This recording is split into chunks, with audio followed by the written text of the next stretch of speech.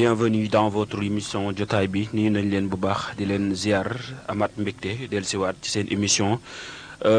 jotaay bi ñu koy fi amal samedi bu nekk bu 20h jotee ci rajo Bawol Média FM 88.5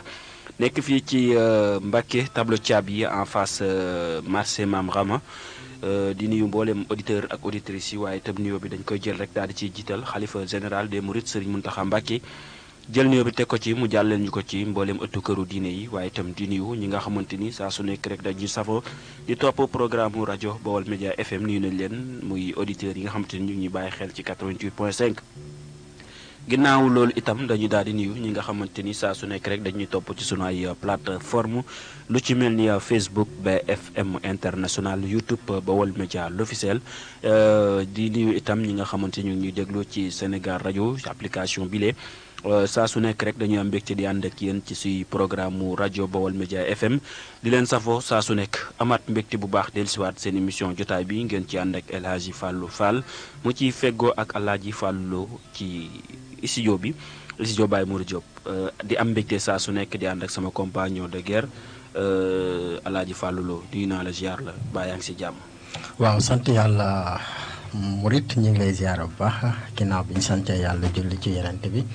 di ñaanal kilifa diine kilifa aada yàlla may leen wér ak wérle di ñaanal suñ mbokk yi ci jàngu bi di ñaanal ñi ci hôpital bi yàlla fëgg seeni bopp ñu delluwaat ci kër yi di ñaanal tamit ñi ci prison bi ñu libéré leen ñu delluwaat ci jàmm di amaat mbégte di ànd ak yow ci émission jotaay bi fii ci 88.5 di am yéene rek waxtaan ak askan waa Mbacké ak askan wépp ci xool daal di ñaan jàmm daal ci réew mi sëñ Fallou. mu nga kooku mooy El Hadji Fallou Lo moom lay àndal saa su nekk seen émission jotaay bi comme ni ñuy àndee ak moom di faral di ànd ak ay invité nag ci studio bi tey nag sunu invité bi ñu amoon a ànd ak moom nag dafa daal di mujjee absenté li ko waral nag mooy tolluwaayu jamono des fois ku nekk la ngay bëgg ak na ko suñu borom di dogale du bokk bu ko defee rek sama waa ji xam naa réew mi moom fan yi moom gaa yu bari dañ la tekk rek kenn waxut kenn defut am loolu nag xam naa réew daamil day toll foofu des fois bëccëxoo gi bari woon na lool fan yi ñu génn waaye fi mu toll nii daa mel ni gaa yi yëpp dañu ne tekk kenn ku nekk sa ruq kenn waxul kenn deful loolu mbir la. waaw xam nga dañuy wax rek sooy dem te xamoo fa nga jëm da ngay dellu fa nga jógee. tubaab di wax mieux vaut reculer pour sauter. loolu moo ci nekk léegi nag comme réew mi amoon na tolluwaay boo xam ne. tolloon na fa pëccëxoo bi mel ni sabar gu tas bu ñu demee ba benn certain moment nag nit ñi war nañoo mën a toog sur une table ronde nag waxtaan. xel yi dellusiwaat ñu xool li nga xam ne parce que problème bi mooy Sénégal dañ ko mënta xar ñaar. coow li benn Sénégal la. coow li tamit ñunu nee na kenn duñu àtte si ñun Sénégal yi ñooy coow ñooy am problème ñooy lijjantiwaat suñu bopp. comme loolu lépp am na nag léegi dal bii mu dal kenn ku ci nekk da nga mën a corriger waat sa bopp xamaat sa bopp xam ne Sénégal benn bopp la mënuñu ko xar ñaar loolu rek mooy problème bi. parce que xam nga quelquefois damay wax ne deretu Sénégal dama yaakaar ne gaynde gi ñu tuddee mooy tax suñu deret di gaaw a tàng. xam nga deretu gaynde moom dafay tàng. léegi nag loolu rek mooy yëngal neer yi mais ñu jàpp ne Sénégal moom suñu Sénégal la ñoo ko moom kenn mënu koo paccoo donc nañ ko péncoo comme nañ ko péncoo nag dañ koy teg ci diggu pénc mi rek ci diggu guy gu yaatu gi nga xam ne moom mooy nataalu Sénégal toog ñu waxtaan comme ni ko mag ñu njëkk ña daan defee su dara amee ñu woote ci pénc mi mu toog waxtaan neer yi wàcc kenn ku nekk wax li nga bëgg a wax ñu xool nag nuñ ko lijjantee suñu biir rek Sénégal jëm kanam loolu la rek mais du dara sëñ Fallou. am na solo moom El Hadji Fallou jàngatub tekkaaral gi la daal di jàngat mu nekk jàngat bu am solo kon dañuy daal di door émission bi bala ñu koy door nag dañuy daal di indi jaale li nga xamante ni moo xew ci réew mi ni ki tey nga xamante ni. ki génn àdduna mu ngi nekk waajuru Wally Ballago Seck di Kiné Diouf ñu gën koo xam ci Mama Diaga moo génn àdduna ni ki tey fële ca Paris la génne àdduna ñu koy jaale ay mbokkam waaye itam di ci jiital Wally bi nga xamante ni moom lañ ci gënoon a xam suñu borom yërëm ko tàbbal ko aljanaay firdawsi waaye itam Waly suñu borom may ko xolu muñ ak mboolem njaboot gi mu fi bàyyi yépp te sarax bi yàgg seen loxo waaw Alaaji Fàllu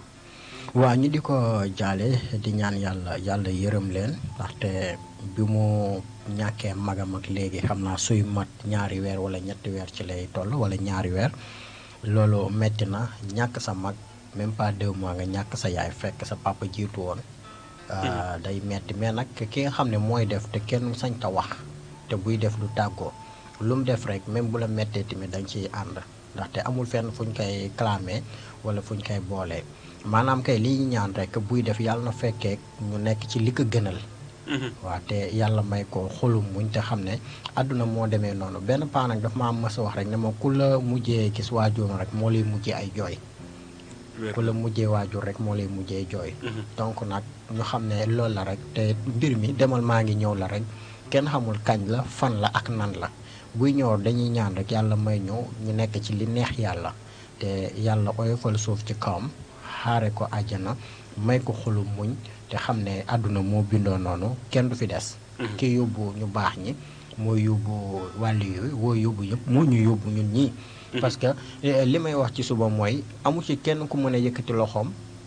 ne minuit dana ma fekk ci kaw suuf. kenn sañu koo def comme kenn sañu koo def nag dañuy jàpp ne lu xew rek ñu xam ne loolu la suñu borom bi namoon te borom bi tracé na li muy tracé ba pare dara du ci échec. comme dara du ci échec nag nañ am xolu muñ rek ak xolu ñaan te yéene ñaani te xam ne li ko dal ci ñaari weer yi wax dëgg yàlla kenn ku duloon moom tamit metti na. parce que lu mat ñaari weer wala ñaari weer a génn nga ñàkk sa mag ñàkk sa yaay fekk sa papa jiitu loolu vraiment métti mënu ko weesu mais daal yal na yàlla yërëm soxna si xare ko àjjana firdawsi may ko xolub muñ sëñ Fallou. may ko xolub muñ yal na yàlla nangu ñaan yëpp rek am na solo bu ko defee kon dañuy daal di doxal ba tey rek xam nga li fi jot a jaar moom mënul ñàkk ñu ciy jaar. Équipe nationale bu Sénégal tamit qualifié na actuellement ginnaaw démb moom tamit joué na moo Cameroun match boo xamante ni tamit ñëpp doon nañu xaar match bi ñëwee tamit ni ko sénégalais yi jàppe woon amoon na gëm-gëm bi noonu mu jéedemee ba finalement qualifié nañ waaw suñu Fall. waaw xam nga qualification Sénégal bi macha allah yal na jëm kanam. ñu continuer ba renouveler ne ñun ñooy championnat d'Afrique. parce que dañoo war a prouver ne ñun ñooy champion d'Afrique. mais balaa ñuy wax ci équipe bi dañuy wax ak tuuti supporters yi. gis nga équipe bu nekk en compétition. danañ ko critiquer mais bu ko critiquer ci biir match. xaw ma ba xam comprendre nga li ma bëgg a wax wala comprendre ko mi ngi mel ni yow muy def examen. nga ñëw tiim sa polycope defar ba pare avant muy pare professeur bi ñëw ne ko lii nga def baaxul. ça veut dire tourmenté nga ko. ça mën nga bàyyi ba mu pare nag nga ne ko mais yow xanaa liiraatoo sa copie xam nga yaa ngi koy corriger. mais corriger woo pour won ko nekk yow li nga bind dara baaxu ci dañoo nekk en compétition.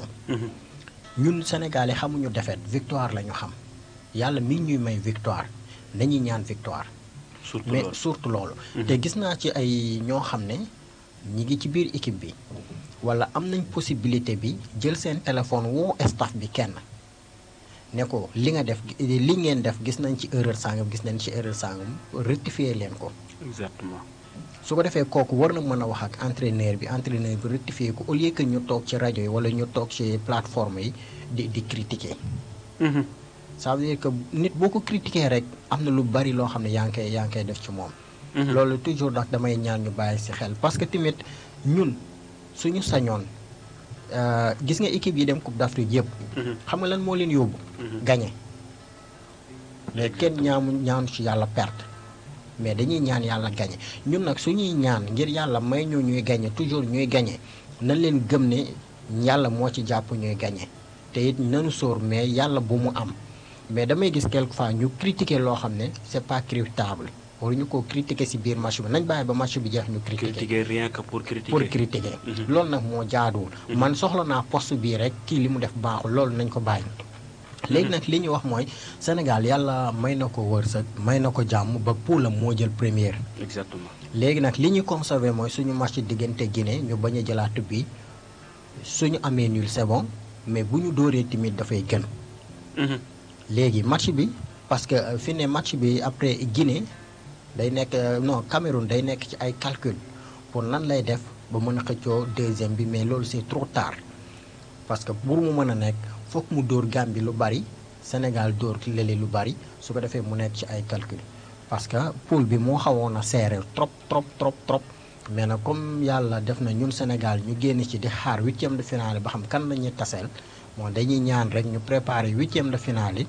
kun ci mënti taseel yàlla may ñu ndam te ñu bàyyi critiquer bi rien que pour critiquer. man daal foofu laay xalaatee sëñ Fallou. am na solo moom Alaaji Fallou Lo moom tarkal la moom sportif la li mu ci wax moom kenn mënu ko gindi comme ni ma koy faral di waxee nañu bàyyi critiquer rien que pour critiquer parce que loolu dañ koy faral di gis te dañ koy faral di gis compétition bu am rek day am ñoo xamante ni yàlla daf leen di jox kàddu. nga xamante ni dañuy nekk peut-être ay porteurs de voix. dañuy am possibilité toujours rek di critiquer rien que pour critiquer finalement ñoom ñooy tourné waat seen critique yooyu bu ñu amee ndam li nga xamante ni moom lañ doon wuti dañuy dikkaat rangé wu ci ginnaaw gars yi di leen féliciter di leen jaajëfal pour man nag possibilité bi gën mooy comme ni nga ko waxee kenn ku nekk fa nga mëne bu fekkee ni supporter nga nekk supporter bu fekkee staff nga féetewoo wàllu staff bi xool li war a dox nga doxal ko li warul dox tamit nga bañ koo doxal waaye itam nga xool dëgg askan bi parce que bari na équipe yoo xamante ni seen i supporters ñu ngi ŋàññi que ne seen staff wala seen coach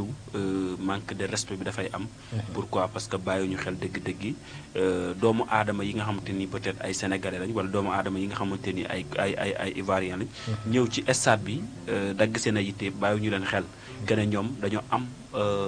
pourcentage ci li nga xamante ni moo di équipe bi. ñu war leen koy jox saa su nekk loolu tamit dafay am solo staff bi di bàyyi xel dëgg-dëgg.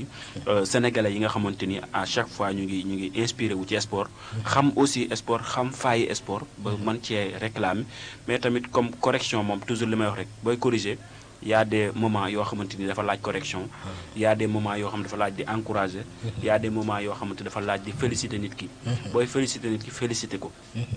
moment wu encouragé nit da nga koy encouragé nga jàpp nga xam ne kat lii c'est le moment ñu encouragé ko ginnaaw encouragé nag buñ toogee nag kenn ku nekk dugg sa roq ñu ne nañ corriger failles yi nga xamante jot na am ñu corriger failles yi après c'est tout mais ce qui est plus important mooy ñu rangé wu ci ginnaaw équipe bi xam ne passé nañu suñu première étape ñu ngi dugg ci deuxième étape bi nga xamante ni du deuxième étape bu caaxaan ndax ku ci juum daanu te boo juumee boo daanu da ngay daal di ñibb si kon boobu nag li war mooy ni ñu ko defe woon ci CAN 2022 rangé wu ci ginnaaw équipe bi dooleel ko muy ñi nga xam ay ñaankat lañ ñi nga xamante ni suñu borom dénk na leen kurus nga xamante ni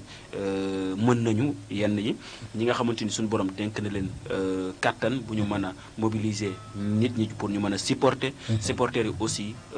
des toujours ci li nga xamante ni moo di sport concentré wu ci li nga xamante ni moo di supporter li ko war en tant que équipe am buy football mu concentré wu ci mu doon autre c'est pas le moment bu ñu ca eggee bu dee jamonoy politique bu ñu eggee ci politique ba ñu politique bu ñu eggee ci jamonoy élection yi ñu campagne ba ñu campagne bu ñu eggee ci jamonoy jaay gerte ñu jaay gerte mais bu ñu nekkee ci jamonoy sport ñi nga xam ne ñoom lañu mobiliser pour ñu war a supporter nañ supporter en tant que sportif loolu mooy jox courage équipe bi mais pas ñuy def comme ni ko gars yi di faral di gisee genre loolu dafay xaw a déstabiliser équipe te gars yi des fois dañu déstabiliser équipe te duñ ko yëg comme ni ñu koy faral di waxee di sonkoriser le fait que ñuy sonkoriser ci stade bi loolu dafay déranger équipe nationale bu Sénégal te dérangement yooyu dafay am lu muy def ci ñoom te loolu tamit daf leen di détester te bu leen détester ça peut amener autre chose yoo xamante ni peut-être ñun duñu gënal te li ñu gënal tey mooy comme que yóbbu nañu ko bi ñu indiwaat ko ci jàmm parce que mën nañ ko xam-xam baa ngi fi performance baa ngi fi capacité baa ngi fi te booy gëm-gëm boobu aussi am nañu ko pour mën koo indiwaat li des nag mooy Sénégal joxante loxo comme ni ñu koy waxee suñu discours joxante loxo booloo doon benn dem ci li coupe bi manko wuti ndam indi ndam li te je pense bien que ni noonu lay demewaat incha allah beneen bi waaw xam nga sëñ Fallou équipe yi am Sénégal bari nañ lool mais kan nga ciy dégg ñu ne équipe nationale équipe yëpp dañoo am seen tur exactement moom rek moo ci équipe nationale ñoo ci équipe nationale léegi nag équipe nationale ça veut dire que képp ku bokk ci nation sénégalaise rek ci équipe bi nga bokk waaw amul xaajji amul seen donc kenn mënu cee génnee sa bopp parce que bu ñu nekku gagné duñu wax ne Sadio Mané moo gagné mais dañuy wax Sénégal moo gagné bu ne ku dugal duñu Ismaïla moo dugal mais kan moo gagné Sénégal moo gagné ku dugal Ismaïla kan moo gagné. Sénégal jeex na. c'est le Sénégal c'est le Sénégal qui gagne. donc nag mënut a ñàkk mais ñu xam moment bi ñu koy defee te fi ñu jëm ci huitième de finale yi benn match la force da ngay gagné. waaw force da ngay gagné. boo gañewul dañ lay gañ parce que force am ko toog léegi nag dañuy ñaanal Sénégal mu gañ comme ni mu ko commencé. critique yi mën nañ ko def léegi nii waxtaan ci biir xool nu ñuy arranger loolu mais daal li ñuy bañ daal mooy toog ba jour ba match ba gars yi di critiquer nekk ci noonu yooyu moom dafay déstabiliser équipe Sëñ Fallou. am na solo moom Alaaji Fallou Lo dañ koy daal di jaajëfal bu baax a baax ci ni mu dikkee bon dañuy daal di ubbi li nga xamante ne nag moo di ligne bi ngir ñi bëgg a ànd ak ñun ci émission bi. mën nañu jaar ci 88 628 19 05 88 628 19 05 mën nañu jaar itam ci 88 628 81 08 88 628 81 08 bu ko defee bu ngeen ci jaaree rek daañu mën a jëflante ak yéen ci bile émission ngeen dugg wax seen xalaat bu ko defee Alaaji Fallou dañuy daal di njëkkante ak li nga xamante ni moo di waxtu wi duñu xaar. dañuy daal di dem directement ci li nga xamante ni moo di conseil constitutionnel. ku nekk xam na ne actuellement conseil constitutionnel ñu ngi daal di lëñbët li nga xamante ni moo di dossier yi candidature yi nga candidat yi nga xamante ni ñoo fas yéene dem ci élection présidentielle 2024. tey mën nañoo xaar tey ay ku ci mel ni Boubacar Camara Déthié Fall Cheikh Tidiane Dièye Daouda Ndiaye Karim Wade Idrissa Seck Habib Sy Khalifa Ababacar Sall Amadou Ba Anta Babacar Ngom Rose Wardini Aliou Mamadou Dia Serigne Mboup Papa Djibril Fall ñu ngi xaar itam Mamadou Lamine Diallo ñu ngi xaar Boun Abdoulaye Dionne El Hadji Malick Gakou Ali Ngouille Ndiaye waaye itam di xaar El Hadji Mamadou Diawo Bassirou Diomaye Faye Thierno Alassane Sall waaye itam ci loolu am na yeneen candidat 43 su ma juumul yoo xamante ni def nañu seen ay recours muy ñi nga xamante ni dañ leen recalé woon ci bi ñu ci parrainage yi mais actuellement ñu ngi ci deuxième phase bi comme ni ñu ko mën a expliquer deuxième phase bi nag mooy 21 candidats yi nga xamante ni dañ leen a namm lañ bët ngir ñu dem bokk ci élection présidentielle 2024 ci lañ bët boobu tey ñu sepp ci d'abord kenn koo xamante ni ay waxam jib na ginnaaw bi nga xamante ni Thierno Alassane Sall def na ab recours jëmale ko ci ki nga xamante ni moo di Karim Meïssa Wade muy li nga xamante ni moo di double nationalité bi mu am muy France ak Sénégal ñu constate ne moom Karim Wade dafa am ñaari nationalité moom Thierno Alassane Sall moo dénoncé loolu def recours ngir ñu lijjanti ko lañ bët fan lay mujje ba tey ji ñuy wax ak yow nag kii di conseil constitutionnel génneegul liste buy firndeel ndax Karim dana bokk wala du bokk parce que benn liste génnagul mais li ñu mën a jàpp actuellement mooy ñoom ñu ngi koy lañ bët mais li mu bëgg ñu wax ci d'abord mooy double nationalité bu Karim nga xamante ni du c'est la première fois indi woon na ay wax en 2019 tey ñu dikkaat en 2024 waaw jërëjëf sëñ Fallou xam nga man bi coow li jibee en 2019 dama yaakaaroon ne boobu lañ ko renoncé mais après ñu ne par la suite renoncé wuñu ko xam nga man double nationalité jàpp naa ne ci élection 2000 yi ci lañ waxoon ne léegi ku yorati double nationalité dootoo bokk ci élection Sénégal yi dama xamutul kii bi parce que sànq maa koy vérifier ci samay article mais daf ma rëcc xaw ma nan laa def ba ñàkk ko mais li ñu wax mooy double nationalité moom même man jàpp naa ne sax yenn dëkk yi dañuy bañ double nationalité dama xamul nag nan la mais renoncé na ko comme renoncé ko moom nee na renoncé na double nationalité mënoon nañoo bàyyi rek man sëñ Fallou Sénégal fi mu toll nii ak calme ji mu àndal man bu ma sañoon 21 candidats yi ñu téye yëpp dañ leen di bàyyi ñu jàll. su ko defee boobu la ñuy xam ba xam nit ki nag pouvoir yi ñu koy jox wala yi ñu koy jox mën na koo exercer wala mënu koo exercer parce que Sénégal moo toll foo xam ne renoncé woo yor ngay preuve yoruma ay preuve nga indi teg su fekkee ne yor nay preuve yuy wane ne sa waaye renoncé wul double nationalité bi ok ñu mën a xam mais bi mu ko waxee def naa am na ñu génn xaw ma Karim moo génn xaw ma mais am na ñu génn ne Karim renoncé na ko mais bi ñu defee vérification bi nee na dafa déposer liste yi ba pare ba coow li jóg mu koy doog di renoncé loolu lépp dafay indi ay polémique fi ne nii Sénégal fii mu toll nii nga xam ne mën naa wax ne sëñ Fallou mi ngi ci loxoy 7 sages yi parce que lox 7 sages fi ñu toll nii mën naa wax ne ñoo téye 18 millions sénégalais yëpp ñi nga xam ne ñu toog di xaar ñooñu nan leen déglu rek man jàpp naa ne danañ juger li nga xam ne moo jërë juger te bu ñu juger tamit ñoom danañ juger ci seen diggante ak seen borom mi nga xam ne moo leen fi teg parce que su fekkee ne nit dafa yore dara loo xam ne moom bu ko génnee nit ñëpp danañ ci ànd ñii danañ ci ànd parce que nag ñu génnee dara ñëpp ànd ci moom loolu yàlla rek moo ko mën mais lu waay génnee fii ak lu mënti doon rek ñii danañ ko critiquer ñii danañ ci ànd mais loolu lépp daal man bu ma sañoon parce que dama doon xool ba xam double nationalité ci bu ma juumul def naa Ablaye Wade moo ne woon ku am double nationalité dootoo bokk papaam la léegi nag bu fekkee ne papaam la parce que xamatuma kan la nag dama jàpp ni mais su fekkee ne papaam moo koy waxoon na ci article yi ba ñu yóbbu ko constitution mu def ko moom waroon naa xam ne bu bëggee doon président normalement dafa war a delloo benn nationalité bi muy nationalité français bi mais est-ce que delloo ko tamit arrange na Karim parce que Karim man jàpp naa ne businessman la économiste la dafay dem France di dugg di lijjanti ay bagages yooyu est-ce que bu ko delloo léegi bu bëggee nekkee président bëgg a def yenn business yi wala doonul président bëgg a continuer ay business am en France est-ce que waa France yi danañ ko yombalal comme niñ ko daan yombale sëñ Fallou yooyu yëpp li ñu war a mën a jàngat la ci biir parce que nag Sénégal buñ doon génnee ñi fi am double nationalité te fësal ko ñu ne ko am double nationalité na nga ñëw yaakaar naa li fiy nekk ci Sénégal yi dootul bari de xam nga lan moo ko waral man sànq ci samay information yi nga xam ne maa ngi ko doon vérifier man envoyé nañ ma benn texte boo xam ne même suñu libéral national bi Sadio man tey laay doog di xam ne yaam c'est une Ivoirienne te ñun ñëpp man dañoo jàppoon ne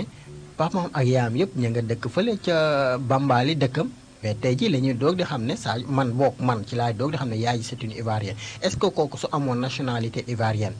ak nationalité Sénégal mu ñëw joué ci dañu jàpp sénégalais kii am na ci beneen joueur boo xam ne tamit moom gars yi nee nañ Gambien la parce que yaam Gambien la ça veut dire que yooyu yëpp ay polémique la xam nga lan lañ ne kii nañu xool rek nan la ñuy def léegi nag ba boole candidat yi wala boog su fekkee ne dañ koy éliminer ñu teg ko ci ay preuves yoo xam ne palpable lay doon kenn bañ cee mer sëñ Fallou. am na solo moom Alaaji Fallou Lo moo doon décortiquer loolu waaw xam nga double nationalité moom boo dégloo gars yi di ko décortiquer sax da nga naan double nationalité moom xam naa ne moom beneen affaire la. waaw waaye da ci am loo xamante ni boo bàyyee xel bu ñu bàyyee xel samay wax parce que des fois dama naan Sénégal day xeex benn mbir sénégalais day xeex benn mbir ba pare ba dem toog waaw ba jàpp ne atteindre na objectif ba taxoon muy xeex mais bu gëstoo tuuti day sentir ne la mu doon xeex lekk dooru doon sax bi muy noppalu c'est-à-dire que ñun problème boobu la ñu am boo xoolee at yi li fi sénégalais yi génn di ko xeex li fi sénégalais yi génn di ko ñaxtu loolu yëpp boo xoolee arrêt ci ginnaaw ak ginnaaw en 2012 ma jël ci exemple sénégalais yi jàppoon nañ ne réglé nañ doon ba pare waaw li ñuy xeex fii sénégalais yëpp jàppoon nañ ne réglé nañ ko en 2012 ba pare voilà la ci desoon jàpp nañ ne réglé nañ ko en 2019 waaw maam ñun Sénégal yëpp li ñu gëmoon mooy li ñuy xeex ñun waaw atteindre nañ objectif bi en 2012 ba pare toog di dallu ndekete yoo ñun 2012 ba ñu xeexee ba jàppoon ne atteindre nañu objectif ba di ko toog ndeke ñun dañoo doon doog di door waaw parce que la ñu doon xeex lépp dafa ñëwaat en même chose lépp ñëwaat na tey ñu toog di ko kaasaat di ko xeexaat xam nga mbirum double nationalité article 28 da koo tëj maanaam tëj ko mooy kenn mënul nekk candidat ci réewum Sénégal ci ñaari nationalité benn nationalité nga mën a yor muy nationalité sénégalaise bu leer nañ pour nga mën a nekk candidat ci élection présidentielle loolu dafa leer te ñu jàppoon ne Karim en 2019 la ñuy tàggoog moom ci affaire double nationalité mais ba tey dafa des xam la moo tax mu des te li ma ci gën a yéem mooy nan la ñu mën a lëñbëte dossier Karim Wade nan lañ ko mën a lëñbëte ba ne Karim kat lii ak lii saytu nañ ko Karim dafay jàll te ci jamono bi ñu koy saytu Karim am na ñaari nationalité waaw ci jamono bi ñu koy saytu am na ñoo xamante ni nekkuñ ci fichier électoral bi ci jamono bi ñu koy saytu am na ñoo xamante ni yoon dugal na leen ci fichier électoral bi ñu ne leen du ngeen bokku leen ci est-ce que yaa ngi may déglu c'est-à-dire que jamono bi ñu naan ko ñaari nationalité nga yor waaw jamono bi muy yor ñaari nationalité jamono boobu ñu ngi saytu ay dossier am waaw te bi ñu saytoo dossier am dañ koo baaxal waaw waaw jàllale ko am ñeneen ñuy saytu ne leen yéen nekku leen ci liste bi te ñooñu bi ñu leen koy wax deuxième chance lañ leen mayoon deuxième chance la ñuy doog di xam ne kon ñoom ñi kat ñu vérifié woon ba pare bañ dem ba ñëw ba wutiwaat ba ñëw waaw ndeke ñoom nekkuñu woon ci fichier bi waaw muy ñaari erreur ngeen woon ñaari erreur ci jamono boobu itam am na koo xamante ni rejeté nañ ko ba sànni ne ko nekkoo ci liste électorale yi ci fichier électoral bi te jamono jooja moom yoon dugal na ko ci fichier électoral bi kon mu nekk ay erreur yu ndawaan yoo xamante ni dañ koy xeeb mu nekk lu garaaw kon c'est-à-dire que Karim man li ma gëm mooy tant que mu ngi yor ñaari nationalité warul mën a nekk candidat ci réew mi tant que mu ngi yor ñaari nationalité mais bu ko génne woon suba wala bu ko génne woon démb wala bërki démb peut-être yoon am na lu nga ko permettre ba tey pour mën a bokk parce que ku nekk am nga ay logique yoo mën a jaar mais logique bi wër te wóor bi sénégalais mën a téye ci loxo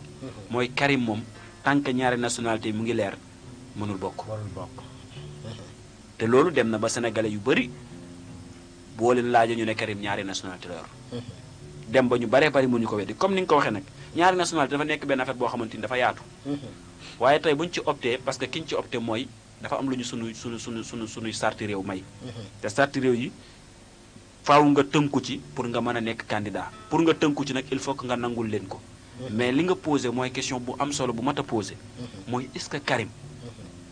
réewum Sénégal dina ko jaral mu perte nationalité am France est-ce que dina ko jaral waaw parce que du jar sax ñuy delluwaat ci ay discours yoo xamante ni moom ci boppam jotoon na ko yëkkati waaw du jar ñu ci delluwaat mais ñun sénégalais yi bu ñu delloo tuuti ci ginnaaw waaw vérifié waat tuuti parce que am na ci loo xamante ni même su ma ko waxul y a des responsables y a des borom xam-xam yoo xam ne ñu ngi may déglu ñoo ma gën a xam fuuf li may junj kon jaruñu ciy delluwaat mais dafa am loo xamante ni il faut que sénégalais yi xam ne mënul nekk te lu mënul nekk kenn du ko jéem a nekkal ci li ma jàpp voilà da nga wax léegi ni benn affaire muy conseil constitutionnel moo nekk ki nga xamante ni tey sénégalais yépp moom la ñuy déglu te c'est la réalité moom la ñuy déglu ki ñuy déglu kan la aussi ki ñuy déglu lan la ñu mën a apporter ki ñuy déglu lan la ñuy indil comme résultat waaw ki ñuy indil lan la ñuy indil comme résultat ana ñun lan la ñu toog di xaar tey li ñu toog di xaar mooy Amadou Ba premier ministre def na recours ci Bassirou Diomaye Faye Thierno Alassane Sall def na recours ci Karim Wade recours am ñeneen ñoo xamante ni ñi 43 suma juumul yoo xam ne dañu recalé woon ñoom def seeni recours waaw mais est-ce que tamit loolu ñoom ñuy def est-ce que dooleeluñu tey mbir mi pour ñu mën a xaar toog waxtaan waaw xam nga toujours dama naan élection présidentielle 2024 ñu ngi koy wax rek waaye est-ce que février lay doon voilà man toujours dama poser question est-ce que février lay doon man question boobu laay poser toujours est-ce que février lay doon c'est-à-dire que da ngay gis ay mbir yoo xamante ni des fois dafa am lu may liru wala lu mu lay xeeñ muy boo toogee tey 43 candidats ñu ne leen yéen kat dañu leen recalé kenn ku nekk di sàkku am parce que yoon moo leen ko may waaw mais yoon may leen ko kenn ku nekk am sa sañ-sañu jëlaat sa ay dossier dajalewaat indiwaat say photocopie carte d'identité indiwaat tegaat ci taabal ñu war ko lañ bataat keneen ak keneen ak keneen ak keneen indi ñu war a teg lépp lañ bët ko xool kenn ku nekk li nga indi comme recours ndax convaincre na gars yi ndax logique na. voilà mais imagine pendant ce temps là. lan lay jëlaat ci sunu ay jours. lan la ciy jël. loolu est-ce que ñoom ñu ngi koy poser question ñoom ñi nga xam ñooy candidats yi ñu recalé. waaw ñu ngi koy bàyyi xel. waaw te ñoom bokk nañ ci ñu doon xeex. naan élection yi kenn du ko puus. bokk nañ ci ñu toogoon naan gars yi dañoo bëgg a puus élection yi prox ndoll buñ jaar bu puus ko lañ bëgg. mais est-ce que du tey ñoom loola ñu doon wax jëmale ko ñi nga xamante ni tey ñoo féete ci kaw bopp bi ci bopp bi ñoom ñu jëleen ko jëmale ko seen kaw est-ce que du tey ñoom ñoo bëgg ñu puus élection yi. ngir seen intérêt personnel. waaw ngir seen intérêt personnel c'est-à-dire que bu fekkee ne dañ ne ñun Sénégal moo ñu ñor. muy pouvoir muy opposition ñëpp Sénégal moo leen ñor. ak kenn ku nekk doxalin boo ci mën di am Sénégal moo la ñor. mais doxalin mag cay am est-ce que dina satisfaire sénégalais yi. loolu mooy question bi. léegi bu fekkee nag ñoom kenn ku nekk dafa am lu bëggoon lu mébétoon. mu ne man lan laa mébétoon mooy bokk ci élection présidentielle 2024 yi. mais su ma ci bokkee su ma jëlee réew mi kat dinaa soppi lii dinaa soppi lii dinaa soppi lii. mais la nga bëggoon en tout. mais y a d'autres candidats yoo xamante ñu ngi fi. mais pourquoi pas waruñu mën a jël seen ay responsabilités ñoom dem rejoindre ñeneen ñi. waaw pouvoir mu ngi fi opposition mu ngi fi. mais pourquoi waruñu mën a dem rejoindre ñooñu. pour ànd ak ñoom. kenn ku nekk camp ba la satisfaire nga dem fa. boo fa demee di nga participer ci élection yi. mais bu fekkee ne kenn ku nekk ci ñoom la muy wax ak li mu gëm c'est diamétralement opposé. mooy Sénégal laa bëgg. Sénégal laa gëm. valeur dama ko bëgg a changer. léegi nag déposé nga sa candidature gars yi rejeté ko. léegi yow li nga gëm mooy damay defaat recours faaw ma bokk. léegi faaw ma bokk jooju. lan la mën indil mooy la nga doon bañ démb est-ce que du la dal. lan laa bañoon démb mooy ñu pousse élection yi. mais est-ce que bu ñu naree saytu samay dossier. saytu dossier diw saytu dossier diw mais est-ce que ñun élection yi kon ñun duñ ko pousse. waaw bu ñu ko poussé est-ce que ñun gënaluñu pour ñu mën a saytu suñuy mbir. kon c'est-à-dire que la ñu doon bañ bu njëkk dafa mel ni ñoom moom lañ bëgg. ñoom ñooñu nga xamante ni ñooy 43 candidats yi nga xam ne dugal nañu seen ay recours. man je pense bien que ne li ñu bëgg mooy ñu pousse élection yi pour ñoom ñu am possibilité pour ñu saytu seen ay dossiers. pour que ñu mën a bokk ci élection yi. waaw sëñ Fallou foofu nga kee la parce que su fekkee ne ñun ñëpp développement am réew moo ñu indi. war nañoo mën a toog si benn table toog waxtaan xool kañ la ñuy jiital sotti ko suñuy xalaat pour mën a développer suñum réew. parce que li may wax rek candidat yëpp muy pouvoir muy opposition koo ci taxawal tey danaan la luy développer Sénégal jëlee leen ci mettit bi laay liggéey. léegi nag comme li nga ko justifié maanaam suñu njiit dafa mel ni erreur bi dafa déparé ci ñoom ñu gëmmoon bàyyi erreur yi ñu jàll ñu dem ba au dernier moment nag gars yi na leen heure bi dem mais gis nga suñu opposants yi tamit opposants yi problème bi ñu am mooy dañ dul régler dara à temps. parce que xam nga 43 personnes 43 candidats bu kenn ku nekk dafay recours muy 43 recours ñu ne élection yi buñ ko fekkee ne génnul fekk 33 jours loolu poussi élection xaj na ci te ñoom ñu xam ne suñu defee recours duñ leen mën a tontu daar parce que temps bi mayu leen ko mais est-ce que opposants yi tamit taxuñu pour mën a xool ñoom nu ñuy def ba pousse élection yi pour ñoom ñu préparer waat wala boog ñoom lan doon bañ ñu nangu ko ndaxte. gis naa ñu doon wax naan dañ doon bind le président benn lettre pour wax ak moom ci recours yeeg ñu bàyyi candidat yi ñu dem mais loolu mooy dialogue bi mu defoon yaakaar naa ñii ne ànd nañ ci dialogue bi ñii ne ànduñu ci dialogue bi léegi nag suñ ko bindee lettre pour waxtaan ak moom mën naa téye ne leen kon léegi nan leen bàyyi lépp ñu toog wootewaat beneen dialogue su ko defee ñu toog waxtaan ñu xool ne ñii ak ñi war a dem ñu kale leen mais problème bi mooy am na si ñoo xam ne seeni recours man mën naa koo comprendre parce que xam leen moo tax sëñ Fall ma koy comprendre man mënumaa yor carte électeur am bureau de vote am lépp ma ñëw ñu ne ma bokkoo ci liste bi yow nga nekk candidat ñëw ñu ne la bokkoo ci liste bi loolu moom soo si defee recours nit ñi war nañ la ko mën a nangul mais nag su fekkee ne da nga ñëw ñu ne la lii ay doublon la def nii wala ñu génnee la ci beneen domaine matulooy dossier loolu jëlul recours parce que bi ngay dem yow leer na la ne yow matuloo dossier wala bi ngay dem xam nga ne yow boo demee doo jàll wala say parrainage matul mais nag sëñ Fallou yow boo bëggee doon président war ngaa inscrire sur la liste du loolu lañ wax léegi nag yow nan ngay ñëw déposer say document ñu ne la yow nekkoo ci liste bi kon kay ñi nekkul ci liste bi ñooñu waruñu woon a jël seen dossier candidature ñooñu am nañ droit def recours parce que dañ leen a xañ seen i droit mais ñi si des nga xam ne ay doublon la wala matuluñ yooyu si ñooñu ñoo wartu woon a def ay recours ak yooyu recours yi nag vraiment daña tardel suñu élection yi parce que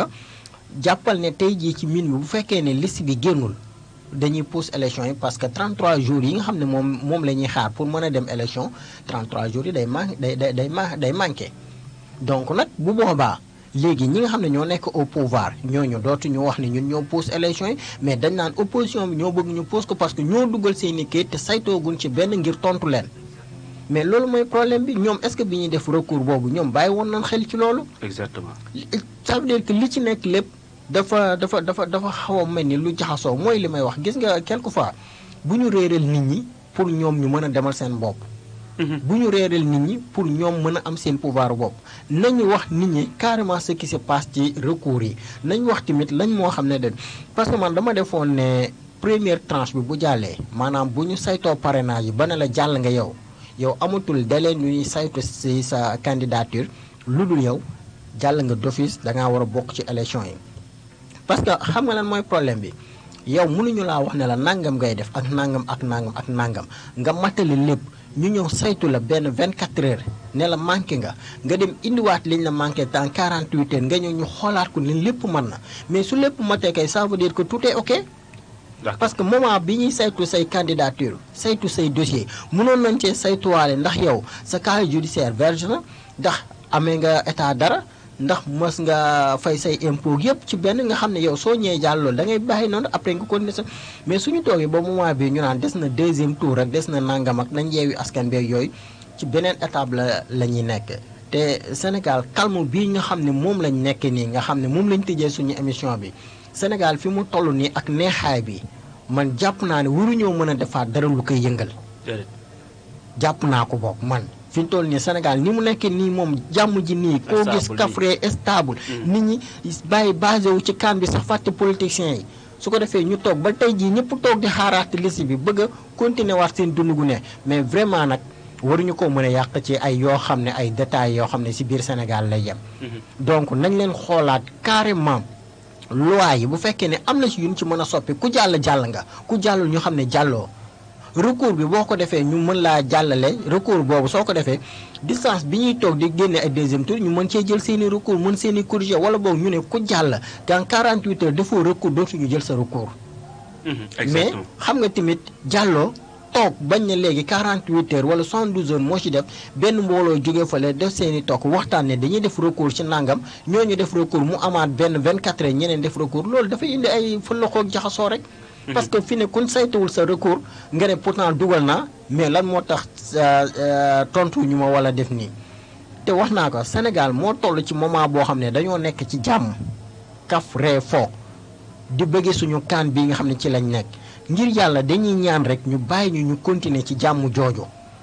ndaxte jàmm jooju moom mooy xool li nga xam ne day avancer suñum réew mais nag nekk fii bëgg indiwaat beneen situation ci beneen Sénégal ñun bëgg fee nekk di dundaat yeneen dund dafay xaw a metti ci xolu nit ñi sëñ Fallou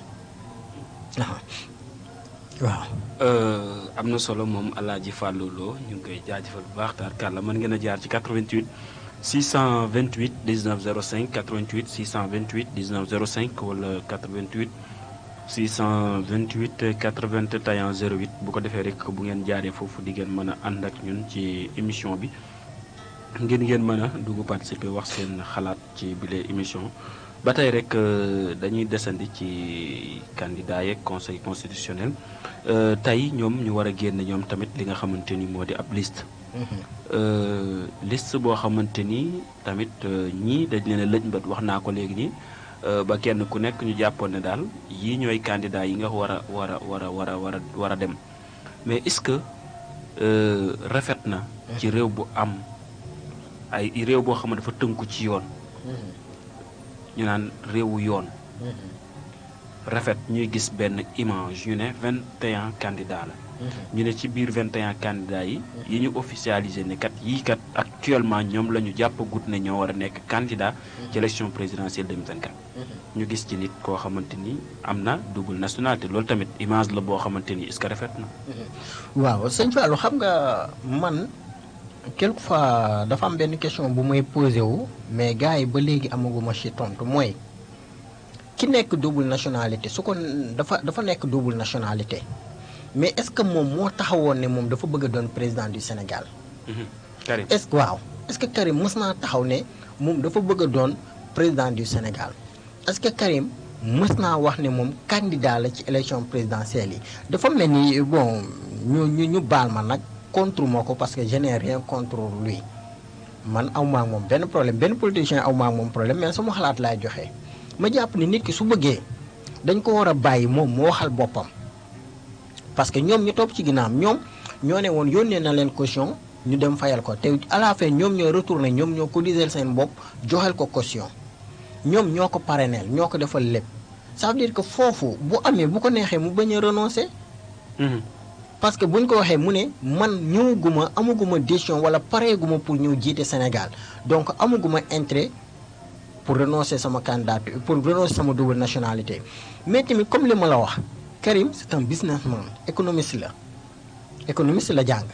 mais kooku bu renoncer double nationalité am joxe benn mais est-ce que bu ëllëgee bu leen soxlaalaay dana ko yombalal ça veut dire que foofu lañ njàngat mi waroon na njëkk a nekk man li ma doon souhaité rek mooy ñu bàyyi ko ba mu toog ba xelam nekk Sénégal mu jëlaat avion ñëw duggaat biir Sénégal toog fi ak population sénégalaise yi waxtaan ak ñoom nag xamal leen ne moom nag il est prêt pour être élu au présidentiel. su ko defee nag ñu mën ko wax ne ko nag contexte yi lii la yow renoncer sa nationalité mais amagul dara firnde te bi coow li déclenché ba léegi est-ce que dégg nga ko sëñ Fallou mu àddu ci. non. àddoogu ci léegi nag comme moom àdduwul keneen àdduwul ñun ñi koy campagneel ñooy àddu ñoo ko waroon wax ne ko su fekkee ne mën nañ ko jot téléphone monsieur Karim ñëwal Sénégal firi nit ñi. teg leen ñu xam ci ñun nan lay campagnele su ko defee ku wax ñu mën laa tontu mais ci liñ leen di tontu lépp ñoom ci seen xalaati bopp la jëm si làmb ja di bàkku nag jóge fa di bàkku moo gën parce que boo xoolee ñoom niñ koy def nii lu nekk lañ koy waxal def nii te moom waxagul dara mais nañu bàyyi personne intéressée bi mu ñëw discuter ci Sénégalais yi xam ñëpp xam ci su ko defee nag ñu mën a xam mais daal moment bi nga xam ne man Fallou man foofu laa bëgg waxee mooy recours yi niñ koy defee ak temps bi ñu ko jox moo man jàpp naa ne daal war nañ koo saytuwaat. war nañ koo saytuwaat bu baax. ba pare gis nga nekk président Sénégal tamit xam naa ne lu neex la Fallou de non neex na mais xoolal pays sous développement bu mel ni Sénégal tey jii ñuy wax amoon nañ 200 nangam yu jël parrainage. ñu dem ba mu yàgg ñu ne 63 yi ñoo am parrainage ñu dem ñu vérifier ñu ne 21 personnes yi ñoo jàll. mais imaginez ko en France ou bien aux États-Unis seen candidat lu mu bari 3 personnes lay doon. te ñoom ñoo gën a développé Sénégal mais lan moo nekk ci siège présidentiel bi ba ñu ku jóg rek ne dama bëgg a doon président ou bien c'est la démocratie boo xam ne nag gars yi dañ ko bëgg a fowee. parce que démocratie moom. ñëpp a capable doon président ñëpp a bëgg war a doon président ku am qualité yi ñuy laaj rek pare nga mais nag suñu démocratie réew nag buñ ko caaxaanee parce que ci la ñu nit ñi di nawee ba faaw mais ci la ñuy xeebe ba faaw. exactement parce que bu ñu xoolee ñu ne Sénégal c'est un pays sous-développé à peu près di am 21 candidats mais lan moo nekk si président ci candidature président ba ñëpp war koo xëccoo ji te yeneen pays développé pur développé moom seeni candidature mënut a dépasser ñett. mais lan moo nekk ci siège bi loolu tamit dafa war a nekk ci bopp nit ñi ñu xool nag lan moo waral politiciens yëpp daw uti chaise bi yow da ngay nekk ci benn parti nekk ci biir di dem ba si yàgg nekkatoo ci parti sax nga ne léegi comme nekkatuma ci parti bi man damaa war a jiite ci Sénégalais yi wala boog Sénégalais yi comme li ngay wax moo ci nekk ñoom dañuy consommer rek comme ñun dañuy consommer rek nan leen xool bu baax li ñuy consommer te gis nga fii ñu jëm sëñ Fallou muy élection 2024 yi Sénégal man bi ma xoolee à part le candidat Idriss Seck ñi des ñëpp ay nouveau candidat ñoom ñëpp mos ñoo dem élection présidentielle. wala boog ci sama njàngat dama xamul nag ñeneen ñi ndax mos nañ dem mais ci ñi ma xool donc mën nañ wax ne 20 candidats yëpp ñu bees lañ ci biir élection yi. mais loolu tamit lu njëriñ def njàngat la. si parce que yow diriger réew nekk ñu bees ak yooyu tamit day xaw a doy waar mais suñ jëlee benn candidat boo xam ne mës na dem élection sax ko grave mais nag problème bi fii mu toll nii moom dafay nekk problème boo xam ne gars yi war nañ koo mën a xoolaat bu baax a baax a baax a baax sëñ Fallou dama xamul nag moom vraiment liste bi war na mën a génn nag Yewwi Askan bi. parce que 7 personnes yu bëgg a téye benn population 18 millions moom dana xaw a metti lool sëñ Fallou. 7 personnes di 7 yoo xamante ni tey 7 sages yoo xamante ni tey ñooy sages yi. ñooy sages yi nga xamante ni. tey lan sage nag. tey ñoo war a sauver honneur. xam nga ñoom tamit sunu constitution bi. ñëpp xam nañ ne duy caaxaan. ñëpp xam nañ ne sunu constitution bii moom la ñu war a tënku. ñu bañ cee tënku ci lañ war a tënku ñu nangu cee tënku ci lañ war a tënku.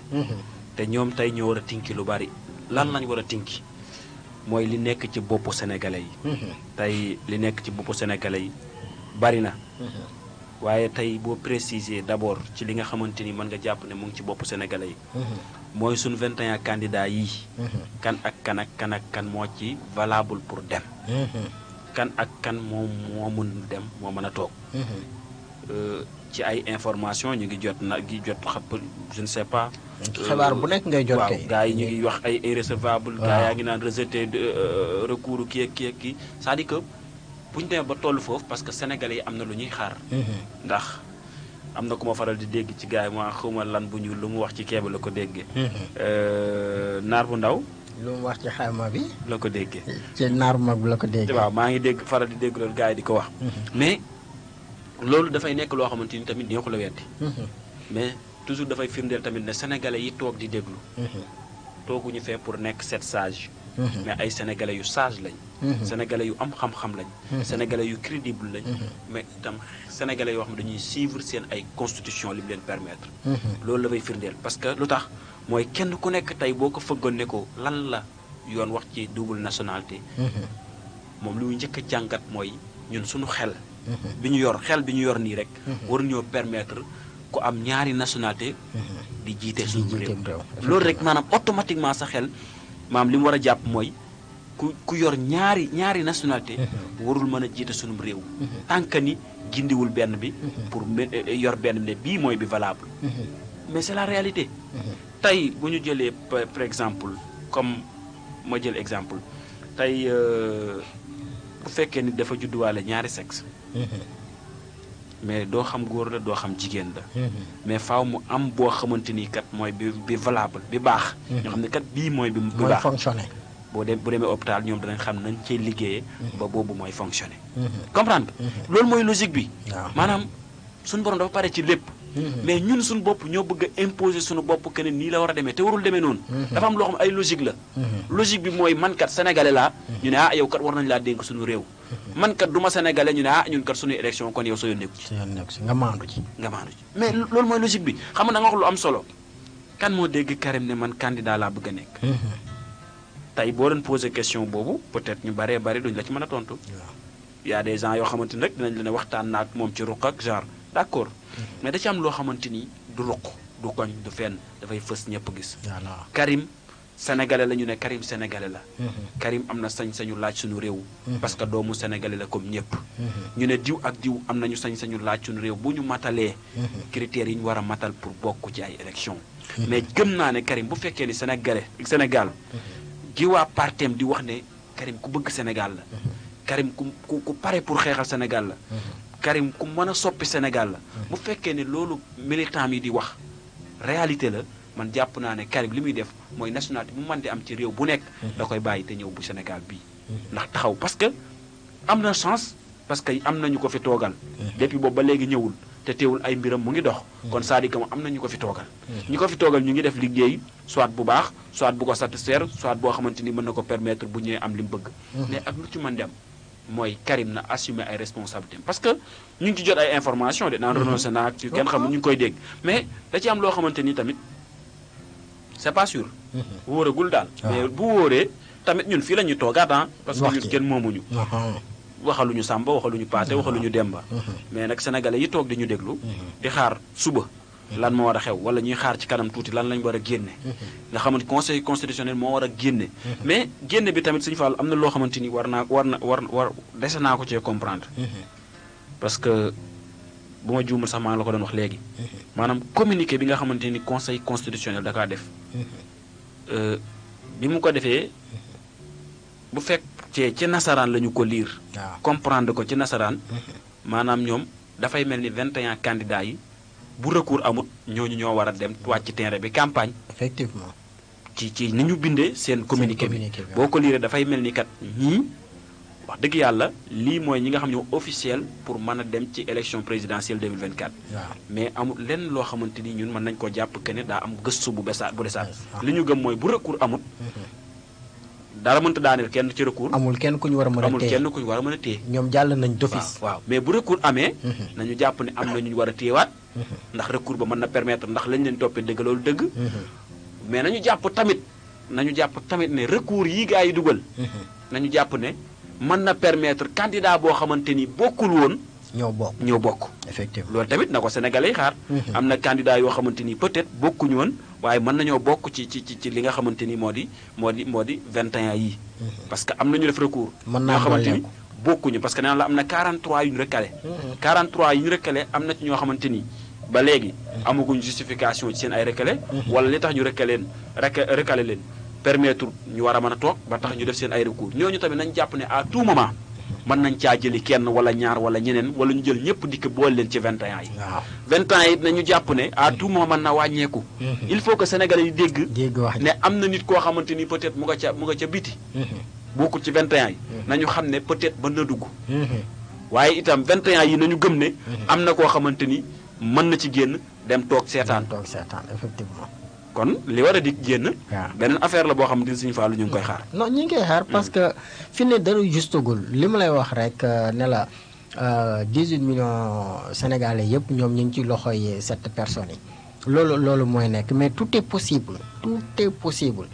parce que ñi ñu kale woon ñu nekk ay candidats yoo xam ne ñi ngi ci. ñi dañ leen a téye woon ñu ñëw def recours ñun ñëpp fi ne am na si ñoo xam ne am nañ yaakaar ne seen recours yi dana leen permettre ñu duggaat ci bi Sëñ Fall xam naa damay permettre ma joxe ligne bi képp ku bëgg a jàll ci biir émission bi rek mën nga def 88 628 19 05 88 628 19 05 wala 88 628 81 08 88 628 81 08 gis nga recours yu bari yi moom laa la wax ne la recours yi dafay indiwaat beneen polémique parce que recours yi bu dee conseil constitutionnel dafa bëgg a tontu ñëpp dana jël temps te du mën a génnee liste bi xëy na loolu sax bokk na ci li nga xam ne ci li ma jàpp bokk na ci li nga xam ne moo tardé liste bi ba heure bii génnagul wala boog ñu xool ne recours yi parce que bu fekkee ne man damaa bokk Leuz bokk Diop Thiat bokk Moustapha ñëpp def recours Diop def ci man recours wax ne Fallou du sénégalais yow nga def ci recours ne man damaa am double national keneen def ci recours léegi ñu bëgg a lire recours yëpp bëgg a dellusiwaat nag ci samay dossier bëgg ko saytu mais loolu est-ce que dana jël 24 heures loolu dana yàgg parce que su 43 recours mais nag nit ki nag lu mu mën a toog nga xam ne ñoom ñëpp dañuy toog teg recours yi di lire di saytu ba pare génnee dossier yi teg mais loolu dafay jël temps te lépp mën a nekk ci li nga wax sëñ Fallou. mën naa dooleeku mën naa wàññeeku. donc nag sénégalais yi nañ xaar lu am rek ñu xam ne donc lii moo possible. parce que lépp mën a nekk parce que man mënumaa doon candidat ñu génnee ma ci liste yi ba pare ma def recours ñu xool ne man maa ngi ci liste yi forcé kon dañ may dugalaat. parce que loolu doo nga taxul ñu kale ma du parrainage du def dara dañ ne ma yow nekkoo ci liste yi léegi buñ ma saytoo ma nekkaat ci liste yi man damay ñëw dooleeku ci 21 yi. kii nga xam ne dafa amoon problème casier judiciaire ñu ne casier bi vidul woon. léegi ñu ñëw dem xoolaat ko amul fenn foo amee ak problème ak yoon donc ñu ne loolu erreur la woon kooku day dellusiwaat mais mën nañoo xool tamit ne Fallou mii kat jàllale woon nañ ko mais am na problème sangam ak sangam ñu retiré ko. moo tax tout est possible fi ñu toll nii tout est possible. léegi nag li ñuy ñaan rek mooy comme li ma la wax Sénégal dafa amul dal mais dal googu daal yàlla na continuer. amiin ñun daal man foofu laa xaw ma nag ba xam nit ñi danañ déggee fi may waxee wala duñ fa déggee parce que fi nii am na si ñoo xam ne comme li nga wax ñu ngi joti message man maa ngi jot ay message ñu naan ma diw jàll na te fi ni ni képp ku la ne diw jàll na wala diw bokkul tamit dafay wax ci xalaatu boppam rek. am na si ñoo xam ne fi ñu toll nii seen candidat bu jàllul rek leneen mu indi yeneen problème am na ñoo xam ne fi ñu toll nii seen candidat suñ ko recalé mu indi yeneen problème. léegi nag problème yooyu yëpp comme Sénégal ñun ñoo ko moom problème yooyu yëpp rek man su ma bokkoon ci 7 sages yi gis nga bi ñu jàllalee 21 candidats yi bu amee 48 heures balaa gars yi def recours ma génne liste bi. mu jeex tàkk. nga xam ne bu waaw da nga naan liste bi génn na ba pare mënatunoo jël benn recours parce que amu ci luñ ciy rectifier. coow li jeex. li nga wax ci communiqué bi tamit moo am 21 candidats yi dañoo jàll d'office bu ñu fi nekkaat di saytuwaat leneen loo xam ne jarta saytu. parce que moment bi ñu leen di jàllale man li wax naa la ko sànq saytu nañ seeni dossier xam nañ yi ci am erreur yu ci amul erreur. donc ñooñu jarul ñu ci nekkaat naan justice nii ay fayuñu impôt ay def nañ naa nga def naa nga am Sénégal ci kan bi lañ concentré wu parce que romb nañ politique bi parce que politique bi ñëpp xam nañ ne léegi ñu ngi ci jàmm. bi 21 candidats yi jàllee Sëñ Fall dégloo ku jug manifester wala ku def dara. donc jàmm jooju ñu am ba concentré wu ci kan bi bëgg a fàtte politiciens yi nañ ñu ko dimbali continuer ñu loolu ñu am jàmm. waaw am na solo xam naa waxtu wa nag daal dinay. ak si na de waxtu wa de moom daanaka. du xaar. waaw moom taarkaal la. du xaar xam naa bu ñu yëkkatee Baye Cheikh mooy ñëw kon dañu daal di tàggatoo rek. waaw. waaw may nuyu madame Lo. moom laay tëjee. di ko ñaanal jàmm. non bu amee jàmm rek ma am jàmm man fi ne Sénégal yi 7 sages ñoo leen di may jàmm mais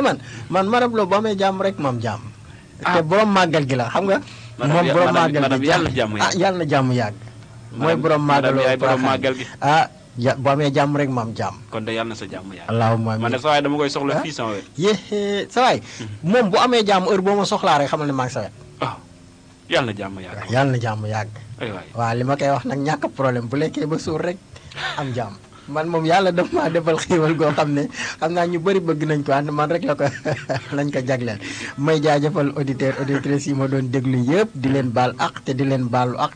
di wax rek ne lépp luñ fi wax rek nañ jàpp rek ne bëgg a waxtaan ak sénégalais yi rek wante nekkuñu fi di critique kenn wala ñuy def kenn yàlla na yàlla fëgg bopp ñi ci hôpital yi ñi nekk ci prison yàlla may leen jàmm bañ delluwaat seen kër Sénégal yàlla taw fi xaalis ndax nit ñi am jàmm su xaalis amee rek jàmm ji baawaan yàlla mën na ko te yàlla na ko def ñi yeewu fajar for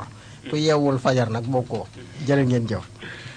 jërëjëf moom Alaaji Fallou Lo maa ngi koy jaajëfal bu baax amoon mbégte doon ànd ak moom ci seen émission bii di jotaay bi nga xamante ni samedi bu nekk ngeen koy am bu 20h jotee ci rajo Bawol Média FM 88.5 nekk fii ci Mbacke Bawol tableau Thiaby en face marché Mame Rama ci route bi jëm Touba bu ko defee rek noonu la seen émission jotaay bi la woon ngeen koy am samedi. di jaajëfal képp koo xamante ni rek doon nañu topp ci sunu ay plateforme waaye itam duñu topp ci 88.5 Yande Dieye maa ngi lay nuyu bu baax di la ziar di la ñaanal jàmm namm naa la. voilà mu ngi noonu kon lépp lu ñu fi wax mu jub loolu lañ ci bëggoon lu fi dëng sunu ak ñàkkamat la di leen fàttali numéro service commercial bi 77 la 177 43 70 77 177 77 43 70 77 177 43 70 képp koo xamante ni rek yittewoo nga commercial bu Baol Média nga bëgg sponsoriser émission jotaay bi itam boo ci wootee rek daañu mën a jëflante ak yow kon dañ leen daal di ñaanal jàmm jërë ngeen jëf.